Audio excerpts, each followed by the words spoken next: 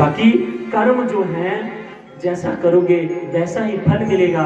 हम कर्म करते समय नहीं सोचते, लेकिन जब फल सामने आता है तो हम चीखने चिल्लाने लगते हैं कि हमारे साथ ये क्यों हो रहा है।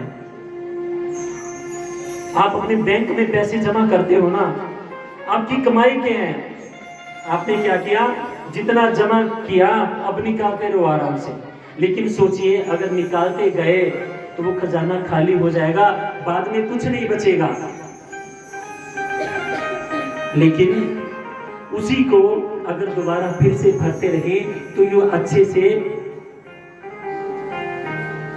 बना रहेगा। जब हम खाता खाली हो जाता है तो हम फिर कर्म बंधन में बंध जाते हैं, फिर से सत्कर्म करने पड़ते हैं और सत्कर्म के फलस्वरूप ही हमें सुख और दुख प्राप्त होते हैं। और अगर सुख मिल रहे हैं ना, आदमी जब सुख मिलते हैं तो बड़ा खुश होता है कि मुझे सुख मिल रहा है। ये बात बड़ी ध्यान से सुनना, समझने वाली बात है।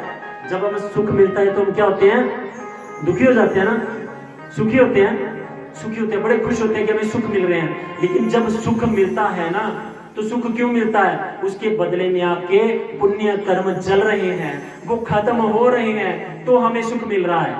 और जब दुख मिले तब भी सुखी अच्छा समझना चाहिए। क्यों, जब दुख मिल रहे हैं तो समझो पाप कर्म कट रहे हैं, पाप कर्मों का नाश हो रहा है।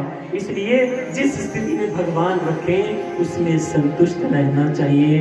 बोलो बन के बिहारी लाल की जय।